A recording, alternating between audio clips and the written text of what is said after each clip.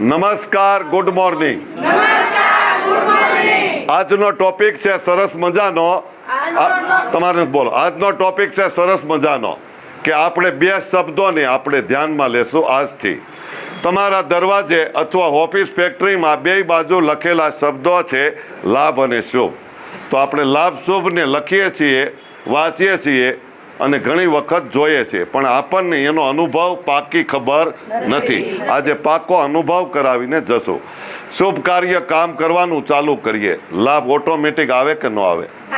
તો તમે ક્યાંય પણ રહો છો ત્યાં દરેક લોકોને મદદ કરો. પશુ પંખીને ચણ નાખો, ગાયને ઘાસચારો નાખો, પછી કીડિયારું ભરો, અથવા કોઈ ભૂખ્યાને ભોજન આપો, અથવા તરસ્યાને પાણી આપો, ભૂલેલાને રસ્તો બતાવો, હિંમત હારી ગયેલાને હિંમત આપો, મૂડલેસ થઈ ગયા હોય ને મૂડ આપો, બહુ દુઃખી થઈ ગયા હોય એને હસાવી નાખો. આટલી નાની મોટી સેવા કરો એટલે કહેવાય, એને કહેવાય શુભ કાર્ય કર્યું કહેવાય. તો તમે શુભ લખીએ છીએ તો હું તો એવું કહું છું, દરેક લોકોને લાભ પહેલા જોઈએ છે. પછી લાભ પહેલા જોઈએ કે ન જોઈએ? લાભ જોતો હોય તો શુભ કાર્ય શરૂ કરવાનું ચાલુ કરો. તો દરવાજે લખેલું છે લાભ અને શુભ.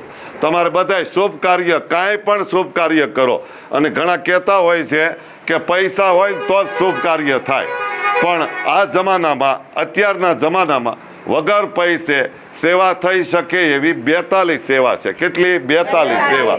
પણ તમે આ સેવા આપવાનું ચાલુ કરો ને તો વગર પૈસે 42 જાતની સેવા થઈ શકે એવી સંભાવના છે. તો આપણે બધાએ કોઈ પણ જાતની નાની મોટી સેવા કરશું, શુભ કાર્ય કરવાનું ચાલુ કરીશું તો તરત જ લાભ મળવાનું ચાલુ થશે. પહેલાં 2, 5, 10 વર્ષે આપણે કામ કરેલાની ફળ મળતું હતું. હવે તરત જ કરો અને તરત જ મળે છે એવું ભગવાને હવે સિસ્ટમ નાખી દીધી છે. તમે સારું કામ કરશો ને તો તમને 2-4 દિવસમાં તરત જ તમને ફાયદો થવા મળશે.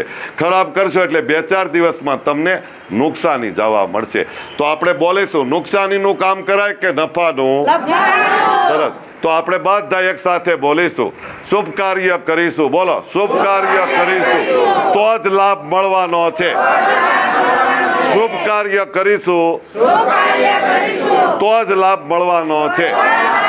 તો આપણે દરેક લોકોએ શુભ કાર્ય કરવાનું ચાલુ કરવાનું છે. કરશો કે નહીં? કરવા જેવું છે કે નહીં? સરસ. ચાલો એક વખત જોરદાર તાલી પાડજો.